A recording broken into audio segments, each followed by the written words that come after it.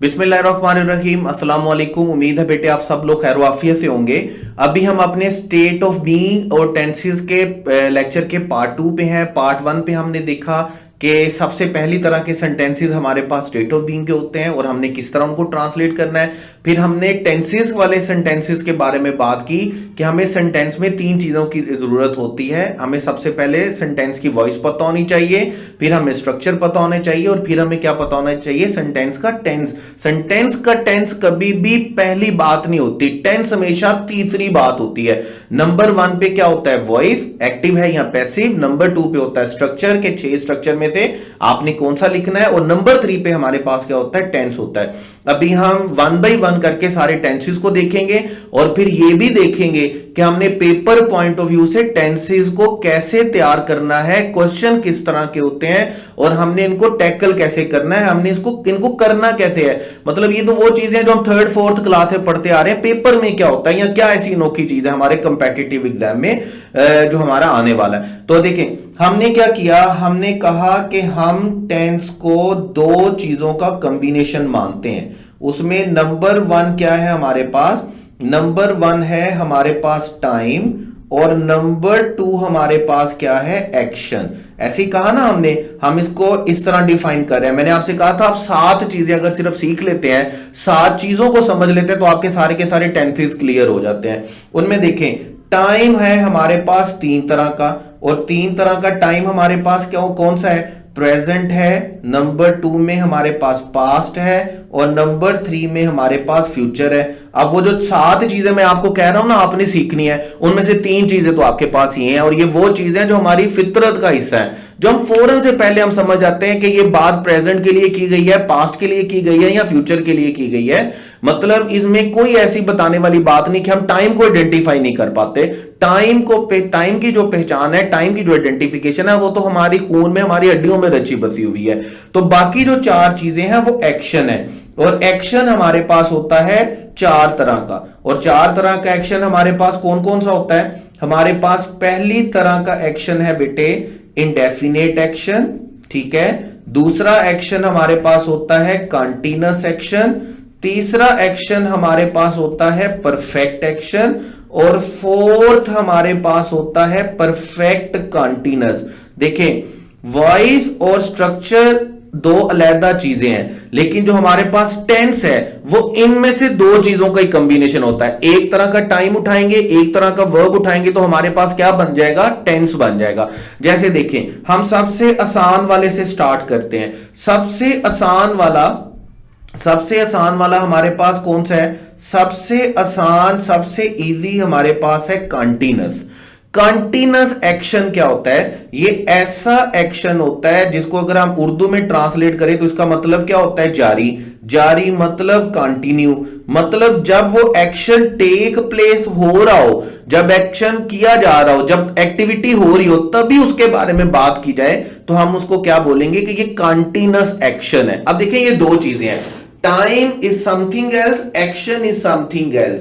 दोनों को कंबाइन करेंगे तो आपके पास क्या बनेगा, टेंस बनेगा। हमेशा से होता है, जैसे हमने इससे पहले वाले लेक्चर में बात की कि टीचर यहां तो उर्दू की हेल्प लेते हैं टेंस को समझाने के लिए, या कोई कीवर्ड बता देते हैं टेंस को समझाने के लिए, या कोई हमें ऐसे टैग कर देते हैं कि अगर ये वाले वर्ड्स होंगे तो जी आपने ये टेंस लिख देना, ये वाले वर्ड्स होंगे।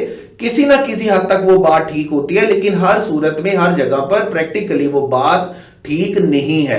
तो आपको क्या उसे बोलते हैं, आपको क्रक्स को समझना है, आपको उसके मतलब फाउंडेशन को समझना है कि टेंस एक्चुअल में होता क्या है। तो टेंस क्या है, 2 चीजों का कॉम्बिनेशन है, टाइम का कॉम्बिनेशन है और एक्शन का कॉम्बिनेशन। आप देखें ये चलता कैसे है, अगर आप एक को अच्छे तरीके से समझ लेंगे तो बाकी सारा आसान रह जाएगा। देखें हमने कहा कि अगर मौजूदा वक्त में काम जारी होगा, अगर मौजूदा वक्त में काम जारी है, कंटीन्यूअस हमने किस एक्शन को बोला, जो काम हो रहा है, जो काम जारी है। अगर मौजूदा वक्त में जारी है तो टाइम हमारे पास कौन सा है, प्रेजेंट, और एक्शन हमारे पास कौन सा है, कंटीन्यूअस। तो टेंस बेटे हमारे पास कौन सा बनेगा, टेंस हमारे पास बनेगा प्रेजेंट कंटीन्यूअस।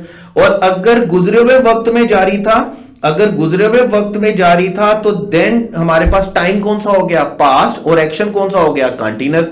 तो देन हमारे पास सेकंड टेंस बनेगा और सेकंड टेंस हमारे पास कौन सा है, पास्ट कंटीन्यूअस। फिर हमारे पास है फ्यूचर, और आने वाले वक्त में अगर एक्शन कंटिन्यू होगा तो हम इसे बोलेंगे कि हमारे पास टाइम फ्यूचर है, एक्शन कंटिन्यूअस है, तो हमारे पास टेंस कौन सा बनेगा, फ्यूचर कंटिन्यूअस।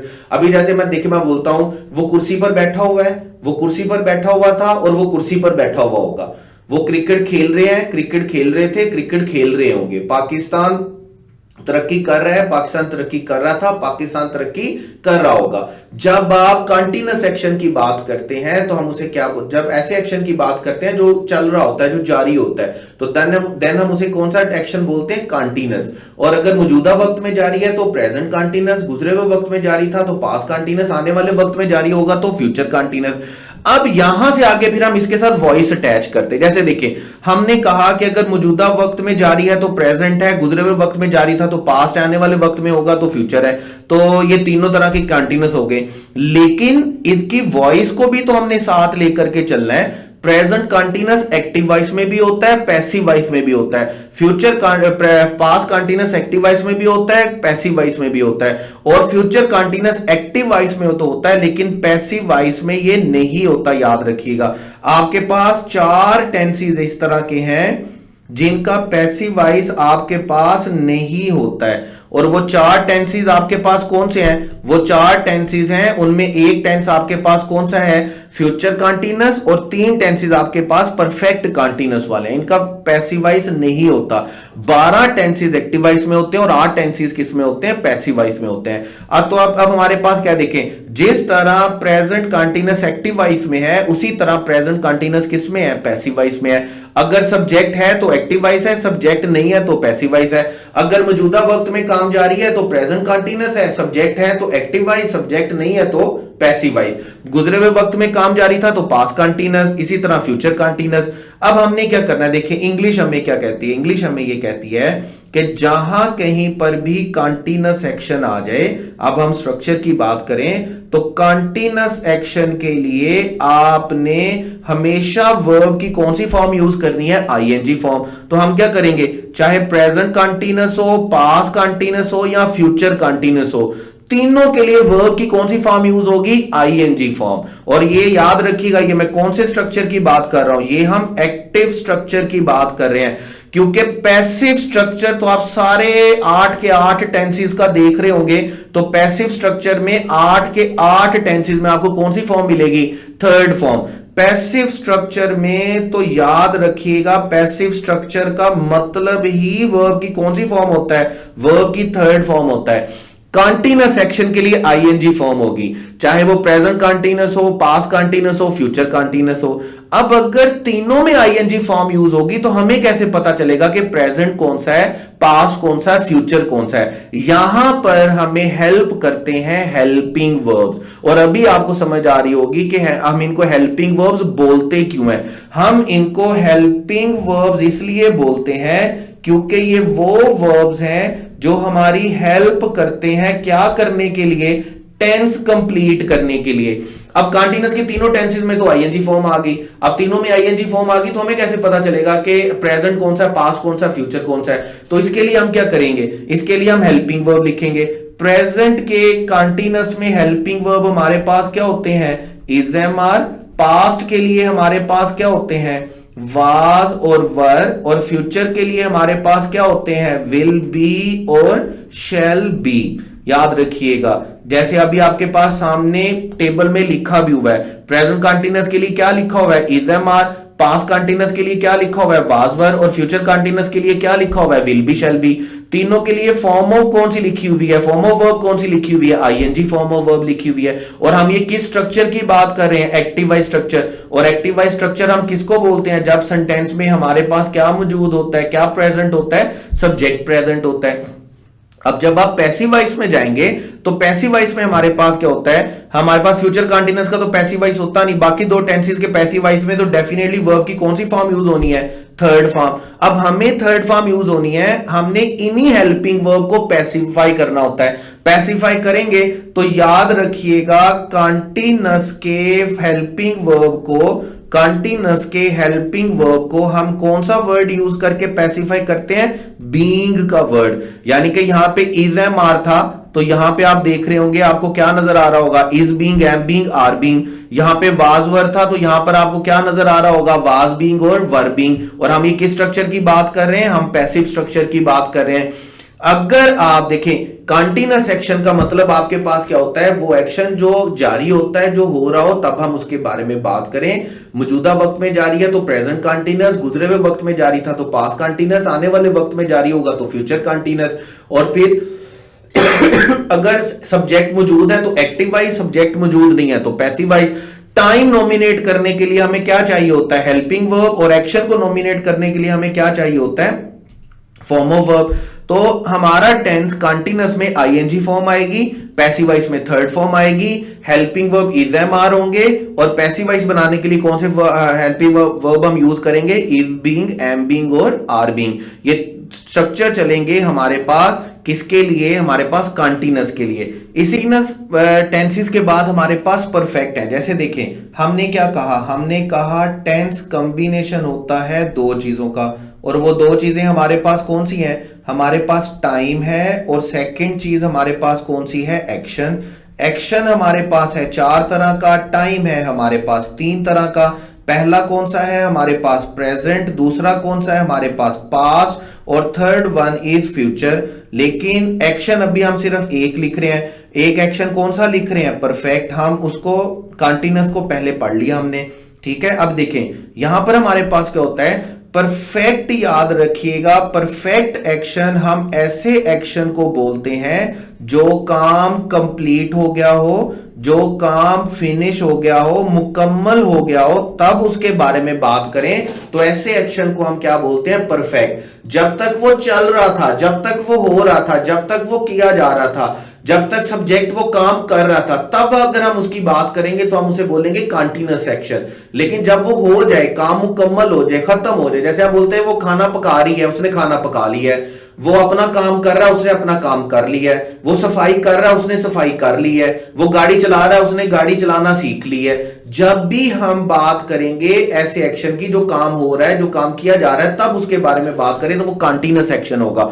लेकिन जब वो काम मुकम्मल हो जाए, कंप्लीट हो जाए, तब उसके बारे में बात करेंगे तो ये कौन सा टेंस बनेगा बेटे, ये कौन सा एक्शन बनेगा, परफेक्ट। और बाकी सारी बातें वैसी रहेंगी। देखें अगर मौजूदा वक्त में मुकम्मल हुआ तो ये कौन सा एक्शन हो, ये कौन सा टेंस होगा, प्रेजेंट परफेक्ट होगा।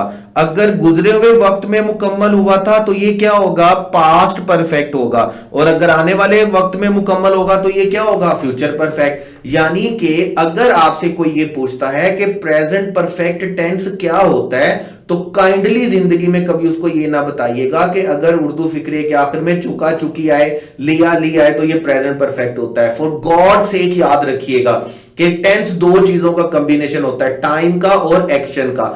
ऐसा एक्शन, ऐसी एक्टिविटी जो प्रेजेंट में मुकम्मल हुई, हम उसे क्या बोलेंगे, प्रेजेंट परफेक्ट। ऐसा एक्शन जो गुजरे हुए वक्त में, पास्ट में मुकम्मल हुआ, हम उसे क्या बोलेंगे, पास्ट परफेक्ट। और जो आने वाले वक्त में मुकम्मल होगा, हम उसे क्या बोलेंगे, फ्यूचर परफेक्ट। ये याद रखिएगा। उसके बाद अब जब हम इसके स्ट्रक्चर की बात करते हैं तो स्ट्रक्चर में देखें, स्ट्रक्चर में हमारे पास क्या है कि परफेक्ट टेंसेस के लिए इंग्लिश में हमारे पास कौन सी फॉर्म ऑफ वर्ब होती है, थर्ड फॉर्म।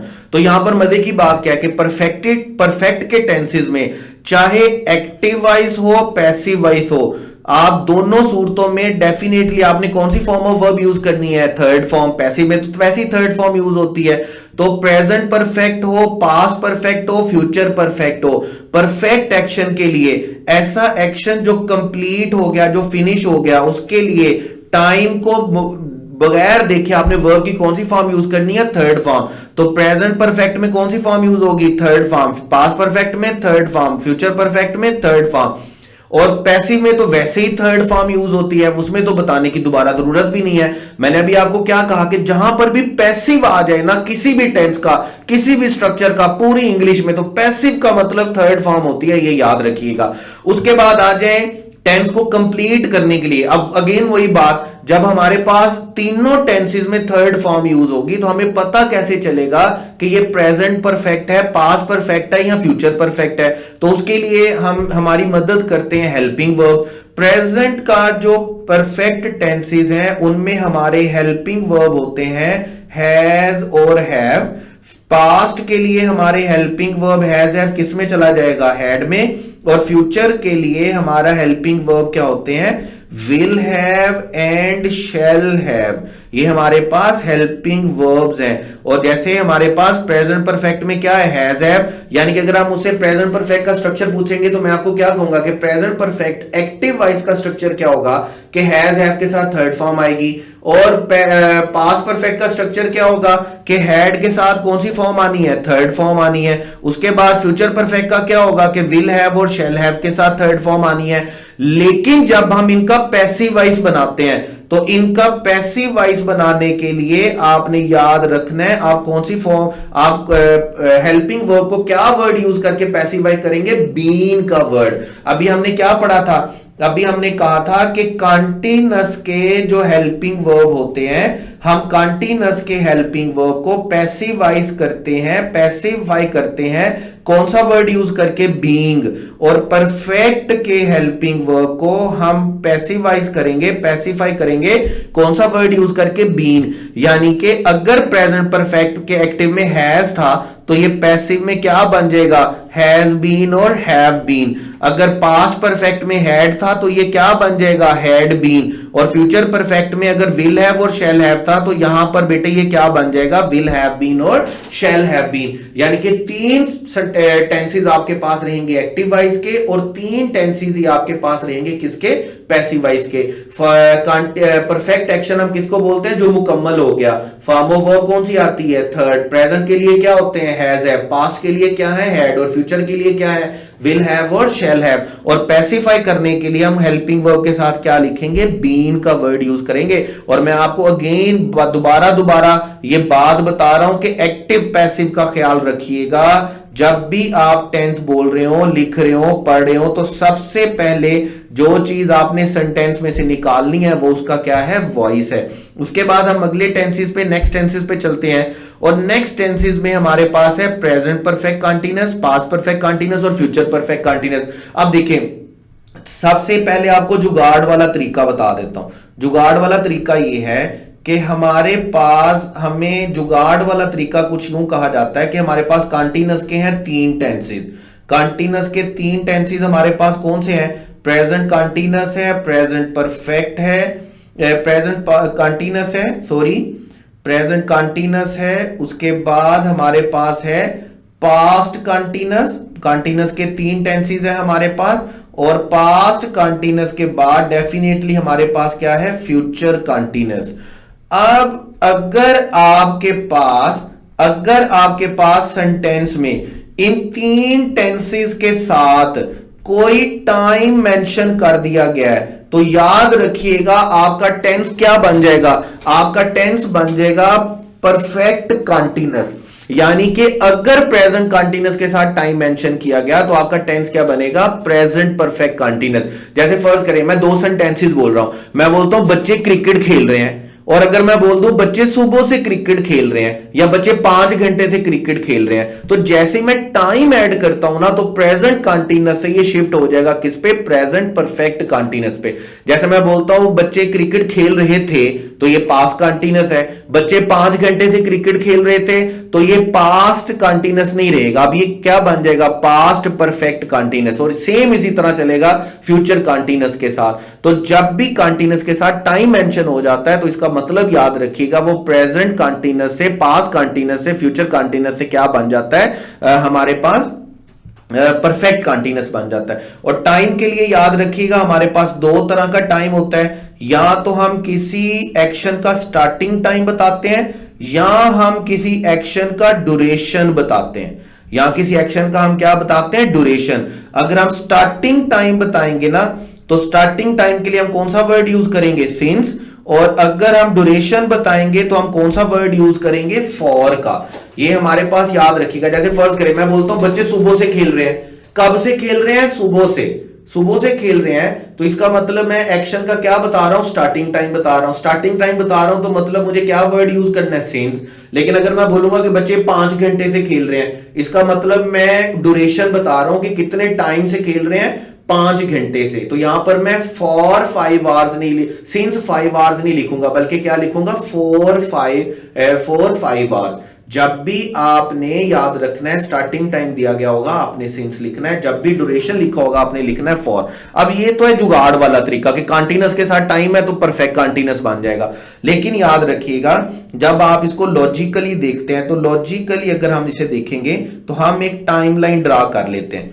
टाइमलाइन ड्रा करने का मतलब क्या है कि जिस टाइम पर हम मौजूद हैं वो कौन सा टाइम होता है, प्रेजेंट। जो इससे पहले गुजर गया होता है वो क्या होता है, पास्ट। और जो आने वाला होता है वो क्या है, फ्यूचर। मैं 3 टाइमलाइंस ड्रा कर रहा हूं क्योंकि मुझे 3 टेंसेस को इलेबोरेट करना है, प्रेजेंट परफेक्ट कंटीन्यूअस को, पास्ट परफेक्ट कंटीन्यूअस को और फ्यूचर परफेक्ट कंटीन्यूअस को। अब जरा गौर से देखिएगा, कोई भी ऐसा एक्शन जिसकी स्टार्टिंग पास्ट की थी लेकिन वो अभी तक जारी है, स्टार्ट कब हुआ था, पास्ट में, जारी कब तक है, अभी तक, तो ऐसे एक्शन को हम क्या बोलेंगे, प्रेजेंट परफेक्ट कंटीन्यूअस। मतलब हम बोलते हैं बच्चे सुबह से खेल रहे थे, अब सुबह क्या हो गई, पास्ट, अभी तक खेल रहे हैं तो ये क्या रहेगा, past perfect continuous, present perfect continuous, क्योंकि एक्शन कब स्टार्ट हुआ था, पास्ट में। जैसे फर्ज करें मैं बोलता हूं पाकिस्तान 75 साल से कायम है, अब कब से कायम है, 75 साल, काम स्टार्ट कब हुआ था, 75 साल पहले, अभी तक चल रहा है। इसका मतलब पास्ट में स्टार्ट हुआ, अभी तक चल रहा है, तो इसको ये कौन सा टेंस होगा हमारे पास, प्रेजेंट परफेक्ट कंटीन्यूअस। और अगर हम बात करेंगे कि स्टार्टिंग जो है वो पास्ट में ही हो और पास्ट में ही वो किसी पॉइंट तक जारी था, तो देन हम उसे क्या बोलेंगे, पास्ट परफेक्ट कंटीन्यूअस। लाइक मैं बोलता हूं बच्चे 5 घंटे से खेल रहे थे, अब 5 घंटे से पहले खेल रहे थे, मतलब स्टार्ट कब हुआ, पास्ट में, और जारी भी कब तक था, पास्ट में जारी था। तो हम इसे क्या बोलेंगे कि बच्चे 5 घंटे से खेल रहे थे, तो मतलब ये काम स्टार्ट भी माजी में हुआ और जारी भी माजी तक था। और अगर हमें स्टार्टिंग का पता ना हो लेकिन एक्शन फ्यूचर में क्या हो, फ्यूचर में किसी पॉइंट तक जारी हो, ये फ्यूचर की स्टार्टिंग भी हो सकती है, प्रेजेंट की स्टार्टिंग भी हो सकती है और पास्ट की स्टार्टिंग भी हो सकती है। मतलब हम बोलते हैं बच्चे 15 घंटे से खेल रहे होंगे, अब 15 घंटे फ्यूचर के भी हो सकते हैं, प्रेजेंट के भी हो सकते हैं, पास्ट के भी हो सकते हैं, लेकिन कंटिन्यू किस पॉइंट तक होगा, कंटिन्यू वो फ्यूचर तक होगा। अगर वो प्रेजेंट टाइम तक कंटिन्यू है तो प्रेजेंट परफेक्ट कंटिन्यूअस है, अगर वो पास्ट के किसी पॉइंट तक कंटिन्यू है तो वो पास्ट परफेक्ट कंटीन्यूअस है, और अगर वो फ्यूचर के किसी पॉइंट तक कंटीन्यूअस है तो फिर हमारे पास क्या रहेगा, फ्यूचर परफेक्ट कंटीन्यूअस रहेगा। और अगली बात आपने याद रखनी है कि इन तीनों टेंसेस का पैसिव वॉइस हमारे पास एग्जिस्ट नहीं करता है, सिर्फ एक्टिव स्ट्रक्चर एग्जिस्ट करता है। अब एक्टिव स्ट्रक्चर बनाने के लिए हम क्या करते हैं, एक्टिव स्ट्रक्चर हम इनका कैसे बनाते हैं याद रखिएगा। एक्टिव स्ट्रक्चर बनाने के लिए इनके साथ हम हमेशा वर्ब की कौन सी फॉर्म यूज करेंगे, आईएनजी फॉर्म, ठीक है। जैसे हम कंटीन्यूअस में यूज करते हैं, कंटीन्यूअस में हम आईएनजी फॉर्म यूज करेंगे, लेकिन हम हेल्पिंग वर्ब किसके यूज करेंगे, हम हेल्पिंग वर्ब यूज करेंगे परफेक्ट के। परफेक्ट के हेल्पिंग वर्ब हम यूज क्यों करेंगे, परफेक्ट के हेल्पिंग वर्ब हम इसलिए यूज करेंगे, याद रखिएगा, क्योंकि इन टेंसेस का नाम क्या है, इन टेंसेस का नाम है present perfect continuous, past perfect continuous, future perfect continuous. ये परफेक्ट भी है और कंटीन्यूअस भी है, तो फॉर्म ऑफ वर्ब कौन सी आ जाएगी, कंटीन्यूअस की, और हेल्पिंग वर्ब कौन से आ जाएंगे, परफेक्ट के। तो होंगे हैज, हैव, हैड, और पर फ्यूचर के लिए हमारे पास क्या होंगे, will have and shall have. लेकिन यहां पे ट्विस्ट ये है कि इन दोनों चीजों को कंबाइन करने के लिए हमारे पास जो एडिशन दिया हुआ है वो हमारे पास क्या है, बीन का। यानी कि देखें यहां पर हमारे पास एक्शन परफेक्ट भी है और हमारे पास यहां पर एक्शन क्या है, हमारे पास एक्शन क्या है, कंटीन्यूअस भी है। तो ग्रामेरियन ने क्या सोल्यूशन दिया, ग्रामेरियन ने सोल्यूशन ये दिया कि अच्छा आपके पास टेंस क्या है जी, प्रेजेंट परफेक्ट कंटीन्यूअस, तो आप ऐसा करें, आप फॉर्म ऑफ वर्ब कंटीन्यूअस की लिख दें, आप फॉर्म ऑफ वर्ब किसकी लिखें, कंटीन्यूअस की, और हेल्पिंग वर्ब आप किसका लिख लें, आप हेल्पिंग वर्ब लिख लें परफेक्ट का, और परफेक्ट का लिखने के साथ इन दोनों को कंबाइन कर दें किसके साथ, बीन के साथ। जैसे अगर आप यहां पे देखेंगे तो प्रेजेंट परफेक्ट कंटीन्यूअस में वर्ब की कौन सी फॉर्म है, आईएनजी फॉर्म, पास्ट परफेक्ट में कौन सी फॉर्म है, ING form, future perfect continuous में कौन सी फॉर्म है, आईएनजी फॉर्म, और साथ में हेल्पिंग वर्ब क्या चलेंगे, हैज बीन और हैव बीन। पास्ट में क्या चलेंगे, हैड बीन, और फ्यूचर में क्या चलेंगे, विल हैव बीन और शैल हैव बीन। इनका पैसिव स्ट्रक्चर इंग्लिश में एग्जिस्ट नहीं करता है। ये तीन टेंसेस के स्ट्रक्चर है हमारे पास, present perfect continuous, past perfect continuous और फ्यूचर परफेक्ट कंटीन्यूअस। और उसके बाद लास्ट में डेफिनेटली हमारे पास क्या आता है, इंडेफिनेट। और इंडेफिनेट तीनों में डिफरेंट है। तीनों में डिफरेंट कैसे, देखें, प्रेजेंट इंडेफिनेट हम ऐसे एक्शन को बोलते हैं जो रेगुलर एक्शन होता है, ठीक है, जो कोई यूनिवर्सल ट्रूथ होता है, ऐसी बात जो यूनिवर्सल ट्रूथ होती है, जो रेगुलर एक्शन होता है, जो, और मजे की बात आपको क्या बताऊं, मजे की बात यह है कि जो वो टेंस में टेंस दो चीजों का कॉम्बिनेशन है, टाइम और एक्शन, वो वाला फार्मूला हमारा अप्लाई नहीं होता इंडेफिनेट पे। जैसे मैं आपको कह रहा हूं ना, हर टीचर का एक अपना फार्मूला होता है और कहीं ना कहीं वो फार्मूला क्या कर रहा होता है, लैग कर रहा होता है। यानी कि उर्दू वाला फार्मूला के ता है, ती है, रहा, रही, चुका, चुकी बड़ी जगह पर लैग करेगा। इसी तरह आपके पास टैगिंग वाला बड़ी जगह पर लैग करेगा। इसी तरह आपके पास कीवर्ड वाला बड़ी जगह पर लैग करेगा। इसी तरह ये जो टाइम प्लस एक्शन वाला फार्मूला ये लैग करता है हमारे पास किसमें, इंडेफिनेट की सूरत में। रेगुलर एक्शन हो, पंक्चुअल एक्शन हो, यूनिवर्सल ट्रूथ हो, कोई कोटेशन लिखनी है तो आप उसके लिए क्या, कौन सा टेंस लिखेंगे, प्रेजेंट इंडेफिनिट। और ऐसा एक्शन जो वंस इन पास्ट में हुआ, जो क्या हुआ, वंस इन पास्ट, जो गुजरे हुए वक्त में एक दफा हुआ, उसको हम क्या बोलते हैं, पास्ट इंडेफिनिट। और ऐसा एक्शन जिसके लिए तवक्को की जा रही है कि वो एक्सपेक्ट किया जा रहा है फ्यूचर में, उसको हम क्या बोलेंगे, फ्यूचर इंडेफिनिट। वो स्कूल जाता है मतलब उसकी रेगुलरिटी है, वो पंक्चुअलिटी के साथ जाता है, उसकी रूटीन है, ठीक है। उसके बाद वो स्कूल गया, अब वो एक दफा गया स्कूल तो इसका मतलब पास्ट इंडेफिनिट हो गया। वो स्कूल जाएगा, अब ये एक्शन एक्सपेक्ट किया जा रहा है किसमें, फ्यूचर में, तो इसका हम क्या बोलेंगे, फ्यूचर इंडेफिनिट। अब हमारे पास क्या होता है, हम बड़े अच्छे तरीके से समझते हैं, अगर हम इनको वन बाय वन करके देखें भी, कि प्रेजेंट इंडेफिनिट का तरीकाकार क्या होता है, कि प्रेजेंट इंडेफिनिट में दो स्ट्रक्चर बनते हैं हमारे पास। दो स्ट्रक्चर कैसे बनते हैं, अगर आपका सब्जेक्ट सिंगुलर है तो आप वर्ब की फर्स्ट फॉर्म के साथ एस या ईएस का एडिशन करते हैं, और अगर आपका सब्जेक्ट प्लूरल है तो फिर आप जस्ट वर्ब की फर्स्ट फॉर्म लिखते हैं, फिर उसके साथ एस या ईएस का एडिशन नहीं करते। लेकिन जहां पर आपको हेल्पिंग वर्ब की जरूरत होती है नेगेटिव इंट्रोगेटिव सेंटेंसेस में, तो आप वहां पर डू डज लिखेंगे। आप डू डज लिखेंगे तो वर्ब की कौन सी फॉर्म लिखेंगे, फर्स्ट फॉर्म। डू आप लिखेंगे किसके लिए, प्लूरल के लिए। डज आप लिखेंगे किसके लिए, सिंगुलर के लिए, और साथ वर्ब की फर्स्ट फॉर्म आएगी, इसके साथ फिर एस या ईएस का एडिशन नहीं होगा। इसी तरह पास्ट इंडेफिनेट का भी आपके पास दो स्ट्रक्चर बनते हैं। दो स्ट्रक्चर कैसे बनते हैं, एक एफर्मेटिव का स्ट्रक्चर बनता है। एफर्मेटिव में आप जस्ट वर्ब की सेकंड फॉर्म लिखते हैं, कोई हेल्पिंग वर्ब नहीं लिखते। नेगेटिव इंट्रोगेटिव और बाकी स्ट्रक्चर्स में आप क्या करते हैं, आप डिड को हेल्पिंग वर्ब के तौर पर लिखते हैं और साथ फॉर्म ऑफ वर्ब कौन सी लिखते हैं, फर्स्ट फॉर्म। डू डज हो, डिड हो, साथ कौन सी फॉर्म आती है, फर्स्ट फॉर्म। फिर हमारे पास है फ्यूचर इंडेफिनेट। फ्यूचर इंडेफिनेट में आपके पास क्या होता है कि आप विल शैल के साथ, आप विल शैल के साथ क्या यूज करते हैं, आप विल शैल के साथ वर्ब की फर्स्ट फॉर्म यूज करते हैं, याद रखिएगा। लेकिन जब आप इन्हीं टेंसेस के पैसिव स्ट्रक्चर की बात करेंगे तो प्रेजेंट इंडेफिनेट हो, पास्ट इंडेफिनेट हो या फ्यूचर इंडेफिनेट हो, हमारे पास पैसिव वॉइस के लिए कौन सी फॉर्म आएगी, थर्ड फॉर्म। यहां पर भी थर्ड फॉर्म आएगी पैसिव वॉइस के लिए, यहां पर भी थर्ड फॉर्म आएगी हमारे पास पैसिव वॉइस के लिए, और यहां पर भी कौन सी फॉर्म आएगी, थर्ड फॉर्म। पैसिव वॉइस के लिए थर्ड फॉर्म आएगी कोई भी टेंस हो। लेकिन प्रेजेंट इंडेफिनेट के हेल्पिंग वर्ब हमारे पास क्या होंगे, इज, एम, आर। यहां पे हम पैसिफाई नहीं करते हैं। देखें हमने क्या कहा कि हम कंटीन्यूअस के हेल्पिंग वर्ब को पैसिफाई कर देते हैं किसके साथ, बीइंग के साथ।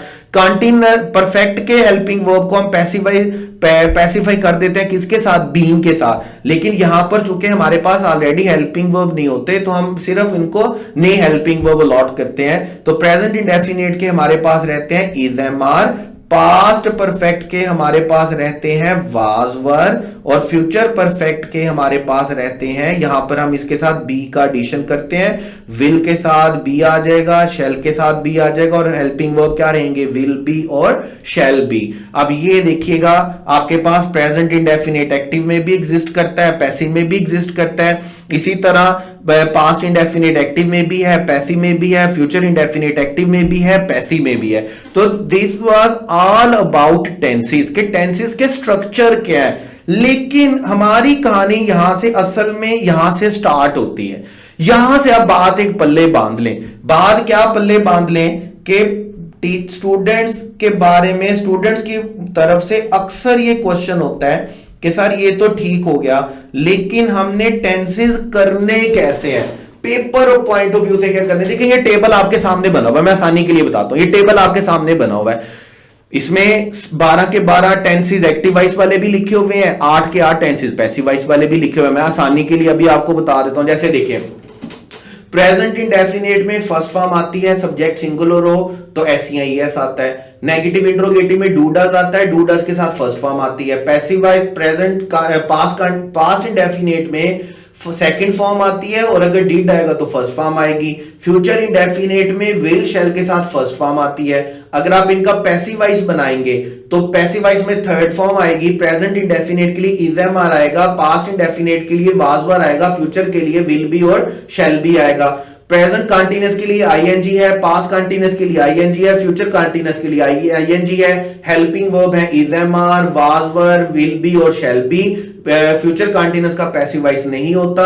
इज एम आर को हम is being, am being, are being बना देते हैं। वाज वर को हम वाज बीइंग, वर बीइंग बना देते हैं। उसके बाद परफेक्ट में, प्रेजेंट परफेक्ट में हैज हैव के साथ थर्ड फॉर्म आएगी, पास्ट परफेक्ट में हैड के साथ थर्ड फॉर्म आएगी, फ्यूचर परफेक्ट में विल हैव और शेल हैव के साथ थर्ड फॉर्म आएगी। पैसिव वॉइस में थर्ड फॉर्म तो आनी है, सिर्फ हेल्पिंग वर्ब के साथ आपको बीन का एडिशन करना है। Has have been have been हो जाएगा, हैड बीन हो जाएगा, विल हैव बीन और शेल हैव बीन हो जाएगा। फिर हमारे पास नेक्स्ट 3 टेंसेस आते हैं, present perfect continuous, past perfect continuous, future perfect continuous, जिनका पैसिव वॉइस नहीं होता, जिनमें तीनों में एक्टिव वॉइस में आईएनजी फॉर्म आती है। हेल्पिंग वर्ब होते हैं प्रेजेंट के लिए हैज बीन, पास्ट के लिए हैड बीन और फ्यूचर के लिए विल हैव बीन और शेल हैव बीन। अब हार्डली ये मुझे कितना टाइम लगा, कोई 3 से 4 मिनट्स लगे हैं मुझे सारे के सारे टेंसेस को स्ट्रक्चर बोलने में, स्ट्रक्चर रिवाइज करने में। यहां पर याद रखिएगा कि टेंस का मतलब ये नहीं है, टेंसेस का मतलब ये नहीं है कि आप स्ट्रक्चर्स को रट लेंगे, स्ट्रक्चर को रट्टा मार लेंगे तो आपको टेंसेस आ गई। ये टेंसेस तो 3rd क्लास में, 4th क्लास में बच्चों को याद होते हैं, ये कोई नई बात नहीं है। देखिए एंट्री टेस्ट लेवल पर, कंपेटिटिव एग्जाम के लेवल पर आपको अगर टेंसेस करने हैं तो आपको उन टेंसेस की करना होती है प्रैक्टिस। क्योंकि याद रखिएगा ये टेंस 2+2 इज इक्वल टू 4 का नाम नहीं है, ये सिचुएशन का नाम है। सिचुएशंस चेंज होती रहती हैं, क्वेश्चन स्टेटमेंट चेंज होता रहता है, और हर नया सिचुएशन, नया स्टेटमेंट नई तरह की फॉर्म ऑफ वर्ब रिक्वायर करता है। नया क्वेश्चन होता है, नया टेंस इंड्यूस करना होता है। हम कुछ क्वेश्चन को प्रैक्टिस करेंगे, फिर आपको बात समझ में आ जाएगी।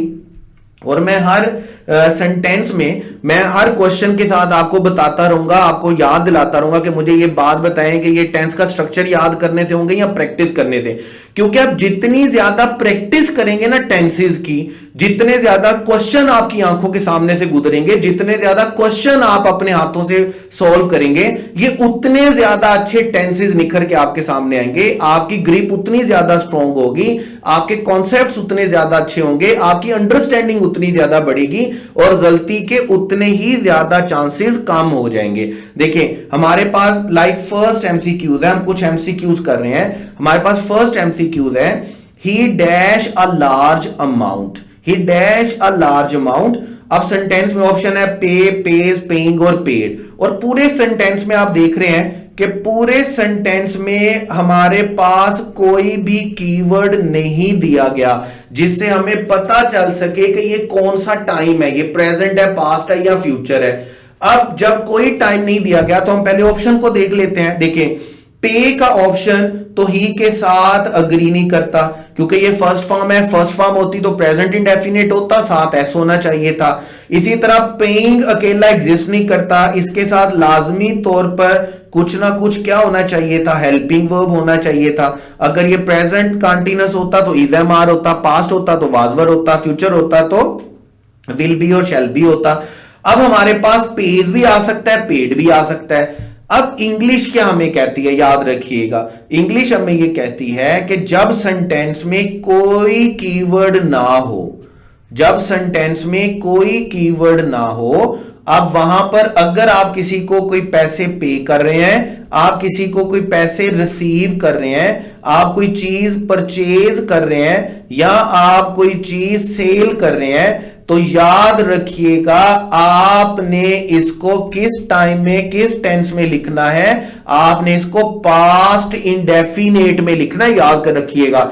जैसे ही पेज अ लार्ज अमाउंट का मतलब ये तो रेगुलरिटी हो गई, ठीक है, कि मतलब ये तो रेगुलरिटी हो गई, तो ऐसा ये रेगुलर एक्शन तो नहीं है अमाउंट पे करना, तो इसलिए हमारे पास करेक्ट ऑप्शन कौन सा होगा, पेड होगा। लेकिन देखें मैं इस सेंटेंस को थोड़ा सा मॉडिफाई कर रहा हूं, मैं बोलता हूं ही dash a large amount, he dash a large amount every year।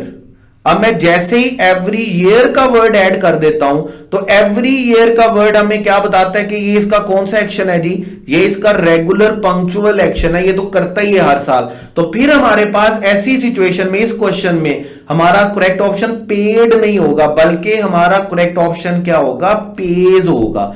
और फर्ज करें अगर इसी सेंटेंस को मैं थोड़ा सा चेंज कर देता हूं, मैं बोलता हूं ही डैश अ लार्ज अमाउंट, और लार्ज अमाउंट के बाद मैं वर्ड लिख दूं नाउ। अब जैसे ही मैं नाउ लिखूंगा तो इसका मतलब अभी इसी वक्त की बात हो रही है, तो फिर मुझे इस सेंटेंस को मुकम्मल करने के लिए क्या चाहिए होगा, he is paying a large amount now.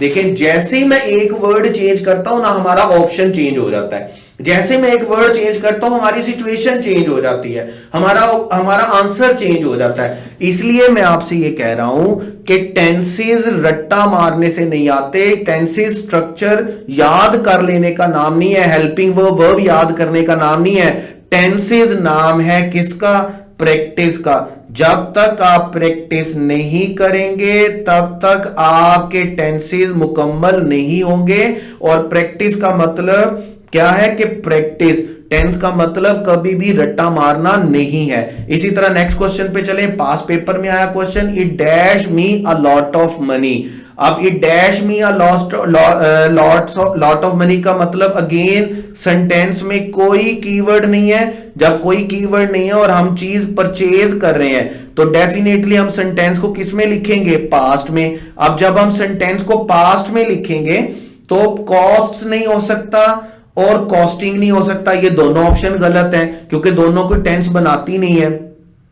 अच्छा, उसके बाद प्रेजेंट बनाती तो है लेकिन हमें प्रेजेंट चाहिए नहीं है। अब हमारे पास बहुत सारे बच्चों ने इसमें गलती ये किया कि इसमें करेक्ट ऑप्शन किसको कर दिया, कॉस्टेड को। लेकिन याद रखिएगा ये कॉस्ट हमारे पास उन इर्रेगुलर वर्ब में से एक है जिसकी फर्स्ट, सेकंड और थर्ड फॉर्म क्या होती है, बिल्कुल सेम होती है। कॉस्ट की सेकंड फॉर्म कॉस्टेड नहीं होती, कॉस्ट की सेकंड फॉर्म भी हमारे पास क्या होती है, कॉस्ट ही होती है। तो करेक्ट ऑप्शन आपके पास कौन सा चलेगा, करेक्ट ऑप्शन हमारे पास चलेगा डेल्टा। और मेरा क्वेश्चन फिर वही है कि मुझे खुद बताइएगा ईमानदारी से, ये क्वेश्चन आप कब कर पाते, जब आपने स्ट्रक्चर रटे हुए होते या जब आपने प्रैक्टिस की हुई होती। जितने ज्यादा क्वेश्चन आपकी आंखों के सामने से गुजरेंगे टेंसेस उतने ज्यादा अच्छे होंगे।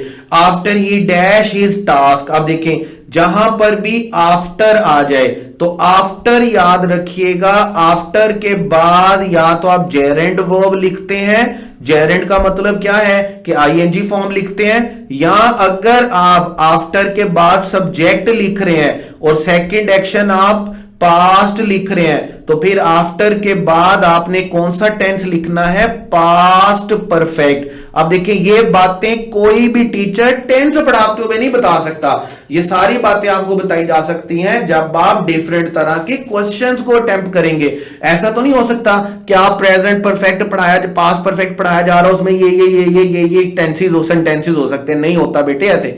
आपको क्या करनी है, आपको ज्यादा से ज्यादा क्या करनी है, प्रैक्टिस करनी है। याद रखिएगा टेंसेस को प्रैक्टिस के बगैर समझ लेना, कर लेना इम्पॉसिबल है। यहां पर आपके पास करेक्ट ऑप्शन बेटे कौन सा होगा, यहां पर आपके पास करेक्ट ऑप्शन होगा Charlie, after he had completed his task. इसके बाद हमारे पास क्वेश्चन है द पेन डैश वर्स, बड़ा ही खूबसूरत क्वेश्चन। आप देखें वर्स हमारे पास कंपैरेटिव डिग्री होती है किसकी, बैड की। बैड की कंपैरेटिव डिग्री क्या है, वर्स, और सुपरलेटिव डिग्री क्या है, वर्स्ट। अब देखें जब आप कंपैरेटिव डिग्री लिख रहे होते हैं ना किसी एक्शन के बाद, तो इसका मतलब ये होता है कि वो वैसा काम होता जा रहा है। जैसे फर्ज करें मैं एक सेंटेंस लिख रहा हूं, मैं बोलता हूं ही डैश वीकर। अगर मैं लिख देता वीक तो फिर तो हम लिख देते he is weak. He dash weaker का मतलब वो कमजोर से कमजोर तर होता जा रहा है। तो इस सेंटेंस को मुकम्मल करने के लिए मैं क्या लिखूंगा, ही इज गेटिंग वीकर। जब आप कंपैरेटिव डिग्री लिख रहे होते हैं तो आपने याद रखना है आप कोई और वर्ब नहीं लिखते, आपको क्या लिखना होता है, कंटीन्यूअस एक्शन लिखना होता है। ग्रोज तो कोई वर्ब ही नहीं होता, ग्रोज उसके साथ अग्री जरूर करता है लेकिन प्रेजेंट हमें चाहिए नहीं, ग्रोन कोई टेंस मुकम्मल नहीं करता, साथ फॉर्म ऑफ वर्ब होनी चाहिए। करेक्ट ऑप्शन आपके पास कौन सा आएगा, इज ग्रोइंग। अब ये वाला जो पॉइंट है आप ईमानदारी से बताइएगा, आपको किसी टीचर ने कभी टेंसेस पढ़ाते हुए नहीं करवाया होगा, मैंने भी नहीं बताया। उसकी रीजन यह है कि टेंसेस पढ़ाते हुए सिर्फ स्ट्रक्चर बताना होता है, टेंसेस किस किस सिचुएशन में क्या क्या यूज होते हैं, ये सारी बातें आप कौन से टाइम में सीखते हैं, ये सारी बातें आप प्रैक्टिस टाइम में सीखते हैं। टेंसेस रट्टा मारने का नाम नहीं है हेल्पिंग वर्ब और वर्ब को, टेंसेस नाम है प्रैक्टिस का। प्रैक्टिस नहीं करेंगे टेंसेस नहीं होंगे, याद रखिएगा। She dash him for a quite a long time, 3-4 दफा पेपर में आ चुका इसी तरह का क्वेश्चन। देखें वैसे हम क्या करते हैं, जब सेंटेंस में फोर या सिंस आ गया, जब सेंटेंस में फोर या सिंस आ गया और उसके बाद टाइम दिया गया होता है, तो डेफिनेटली हमें जो टेंस चाहिए होता है वो क्या चाहिए होता है, परफेक्ट कंटीन्यूअस। और अगर सेंटेंस में परफेक्ट कंटीन्यूअस ना दिया गया हो तो आपने याद रखना है फिर हमने क्या लिखना होता है, परफेक्ट। और अगर परफेक्ट भी ना दिया गया हो तो फिर हमने क्या लिखना होता है, कंटीन्यूअस। ये जब हम प्रैक्टिस करेंगे तो ये बड़ा ही इंपॉर्टेंट क्वेश्चन है, इसकी बड़ी डिटेल के साथ डिस्कशन करेंगे। देखिएगा ये 15 to 20 मिनट्स लगेंगे इस क्वेश्चन के डिस्कशन में, लेकिन अभी के लिए मैं आपको बता देता हूं। हमें फोर के साथ जब क्वाइट टाइम आ गया तो हमें क्या लिखना है, परफेक्ट कंटीन्यूअस। अब परफेक्ट कंटीन्यूअस को क्या लिखा हुआ है, हैज बीन नोइंग। अब शी हैज बीन नोइंग सही है, लेकिन याद रखिएगा बेटे नो की ING form as an action exist नहीं करती, नाउन के तौर पर एग्जिस्ट करती है, वर्ब के तौर पर एग्जिस्ट नहीं करती। इस सेंटेंस का करेक्ट ऑप्शन आपके पास कौन सा होगा, हैज नोन। तो याद रखें, दोबारा बोलिएगा मेरे साथ। अब ये बात आपको टेंस पढ़ाते हुए, टेंस याद करते हुए मिलेगी या प्रैक्टिस के दौरान मिलेगी। जब तक आप इस रूल के कम से कम 10 to 15 डिफरेंट सेंटेंसेस सोल्व नहीं कर लेंगे डिफरेंट सिचुएशन के साथ, तो बिलीव मी आप इसे कभी भी पेपर में सोल्व नहीं कर पाएंगे। और अभी अगर आप एमडी कैट 2024 का क्वेश्चन पेपर उठा के देखेंगे, 23 का पेपर उठा के देखेंगे, तो दोनों सालों में आपको एक क्वेश्चन इसी रूल का नजर आएगा। और कोई भी जो टीचर है, बशमूल मैं भी, हम टेंस का स्ट्रक्चर पढ़ाते हुए कभी ये बातें नहीं बताते। ये बातें आपको हमेशा कहां पर मिलेंगी, टेंस के प्रैक्टिस में मिलेंगी, जो कि आपने करनी है। फिर she thanked me for what I dash. अब देखिए हम पास्ट, हमारे पास टाइमलाइन ड्रा करते हैं। एक हमारे पास टाइम होता है प्रेजेंट, फिर हमारे पास होता है पास्ट, फिर हमारे पास होता है फ्यूचर। जो वक्त गुजर गया होता है वो पास्ट होता है। हम पास्ट को दो हिस्सों में डिवाइड कर देते हैं, एक पास्ट होता है नियर पास्ट, एक होता है फार पास्ट। जब पास्ट में दो एक्शंस टेक प्लेस हो रहे हो ना, तो फिर हम एक को नियर पास्ट में लिखते हैं और एक को फार पास्ट में। नियर पास्ट में जिसको लिखेंगे वो पास्ट इंडेफिनिट में रहेगा, और फार पास्ट में जिसको लिखेंगे वो पास्ट परफेक्ट में जाएगा। याद रखिएगा, यहां पर थैंक्ड पास्ट इंडेफिनिट में लिखा हुआ है, तो me for what I dash जो मैंने उससे पहले किया था, तो इसका मतलब हमारे पास करेक्ट ऑप्शन कौन सा चलेगा? She thank me for what I had done. इसको ठीक कर लीजिएगा, ऑप्शन में हैड डन नहीं लिखा हुआ, यहां पर हैज डन की जगह पर क्या आना चाहिए? हैड डन आना चाहिए। तो ये बात भी आप किस में देखेंगे? ये जो बात अभी मैंने एक्सप्लेन की, ये बात आपको तभी समझ में आएगी जब प्रैक्टिस के दौरान इस तरह के क्वेश्चन आएंगे, आप उन्हें सॉल्व करेंगे, सही करेंगे या गलत करेंगे, उसके बाद आप उसके डिस्कशन में जाएंगे, फिर आपको ये बात समझ में आएगी। कोई भी टीचर स्ट्रक्चर बताते हुए, कोई भी स्टूडेंट स्ट्रक्चर को रट्टा मारकर टेंस नहीं कर सकता। आप पेपर में टेंस को नहीं कर सकते जब तक आप इसकी मैक्सिमम प्रैक्टिस नहीं कर लेते। याद रखिएगा। लास्ट 3 क्वेश्चंस देखते हैं हम अपने पास। देखिए, Zohaib dash the bag out of the window. अब Zohaib dash the bag out of the window, अब उसने जो काम किया है, वाज थ्रोइंग, ऐसा सेंटेंस में हमें कोई कीवर्ड नहीं मिलता जिससे हमें पता चले कि सेंटेंस कंटीन्यूअस एक्शन में हो रहा है। इसका मतलब हमारा अल्फा ऑप्शन गलत है। थ्रोइंग तो कोई टेंस नहीं होता, ठीक है। अब थ्रोज है या थ्रू है। अब अगर थ्रोज है तो इसका मतलब ये कौन सा एक्शन होना चाहिए? ये रेगुलर एक्शन होना चाहिए, जबकि ये कोई रेगुलर एक्शन तो नहीं है ना, कि ये कोई पंक्चुअल एक्शन तो नहीं है कि वो ऐसा ही करता है हमेशा।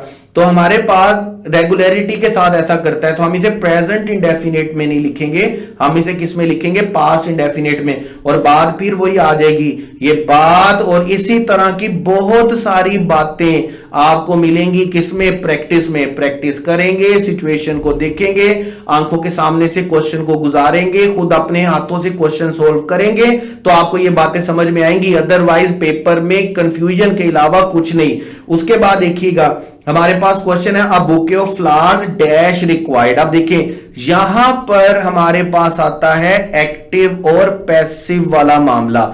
हमें सेंटेंस में एक्टिव और पैसिव भी देखना होता है। देखें, फॉर्म ऑफ वर्ब कौन सी लिखी हुई होती है? फॉर्म ऑफ वर्ब लिखी हुई होती है थर्ड फॉर्म, लिखी हुई है थर्ड फॉर्म। अब थर्ड फॉर्म के साथ तो हैज आना चाहिए परफेक्ट के लिए, लेकिन सेंटेंस किससे स्टार्ट हो रहा है? A bouquet of flowers dash required for the event. Sentence में सब्जेक्ट तो मौजूद ही नहीं है, बल्कि सेंटेंस में क्या है? सेंटेंस तो स्टार्ट ही ऑब्जेक्ट से हो रहा है, ऑब्जेक्ट से स्टार्ट हो रहा है, तो इसका मतलब ये क्या है? पैसिव स्ट्रक्चर है। पैसिव स्ट्रक्चर है तो हैज हैव नहीं आ सकता। एक्चुअल में ये प्रेजेंट इंडेफिनिट का पैसिव है। यहां पर अब bouquet of flowers has required या हैव रिक्वायर्ड नहीं आएगा, बल्कि क्या आएगा? इज या आर। अब इज या आर में से हमारा सब्जेक्ट क्या रहेगा? बुके। तो करेक्ट ऑप्शन आपके पास कौन सा होगा? इज। अब bouquet of flowers is required for the event. Voice को भी देखना है, सब्जेक्ट वर्ब अग्रीमेंट को भी देखना है, टाइम को भी देखना है, टेंस को भी देखना है। और ये सारी बातें आप तब सीखेंगे जब आप इन टेंसेस की ज्यादा से ज्यादा क्या करेंगे? प्रैक्टिस।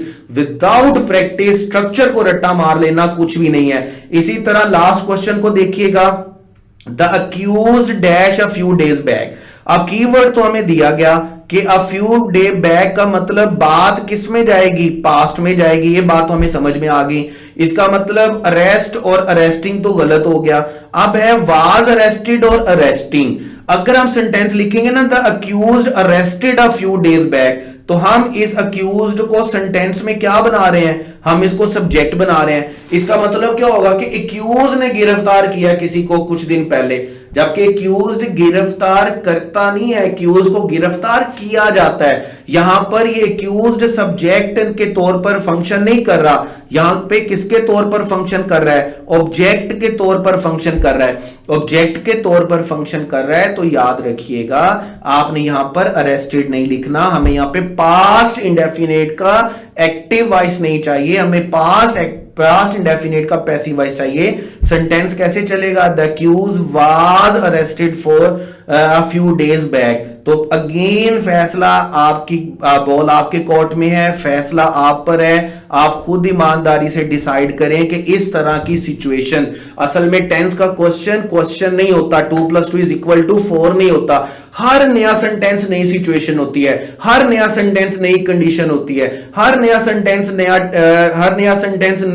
नई बात लेकर के आता है, और उसको आपको सिचुएशन को समझना है। आपको करना क्या है, ज्यादा से ज्यादा क्वेश्चन को प्रैक्टिस करना है, ज्यादा से ज्यादा क्वेश्चन को अपनी आंखों के सामने से गुजारना है।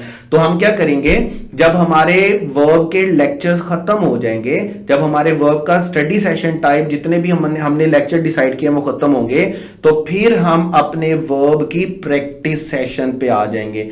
प्रैक्टिस में क्या होगा कि हमारी हर एक्सरसाइज होगी 25 एमसीक्यूज की, और इंशाल्लाह ताला बशर्ते जिंदगी हम कम अज कम 400 एमसीक्यूज जो होंगे वो हम प्रैक्टिस करेंगे, जिसमें इंशाल्लाह ताला 150 के राउंड अबाउट जो क्वेश्चन होंगे वो किसके होंगे, वो होंगे हमारे टेंसेस के। लेकिन ये मैं वो 400 एमसीक्यूज बता रहा हूं जिनकी मैं खुद आपको अपने चैनल पर इंग्लिश विद सर अजीम पर डिस्कशन करवाऊंगा। फिर इसके अलावा कोई 300 के करीब एमसीक्यूज मेरी बुक में शामिल होंगे, मेरे नोट्स में शामिल होंगे, और ये वो 300 एमसीक्यूज होंगे जिनकी मैं डिस्कशन नहीं करवाऊंगा, लेकिन उनकी एक्सप्लेनेशन, उनके क्वेश्चन शामिल होंगे बुक में। और अगर आपको कोई चीज की जरूरत होगी उनमें से, वेबसाइट पर भी अवेलेबल होंगे। अगर आपके पास किसी चीज के को जरूरत होगी उन क्वेश्चन में, किसी कोई प्रॉब्लम होगी, कोई आपको डिफिकल्टी होगी, तो उसके लिए मैं आप सबके लिए अवेलेबल रहूंगा। तो बड़े अच्छे तरीके से एक बार पल्ले बांध लें, टेंसेस कोई नई चीज नहीं है। टेंसेस के बारे में जितना मैक्सिमम मैं आपको समझा सकता था मैंने आपको बता दिया।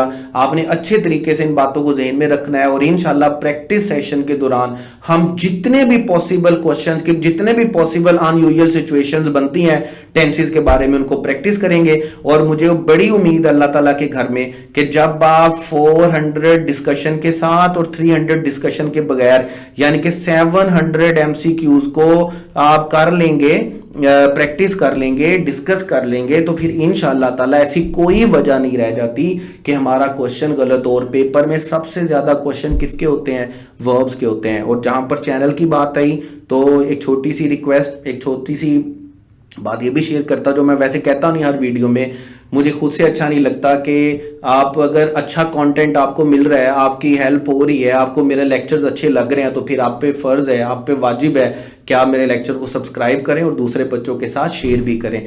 इसकी वजह क्या है, जो दूसरों के लिए आसानियां पैदा करता है अल्लाह ताला उसके लिए भी आसानियां पैदा करता है। Wish you all the best. Allah Hafiz.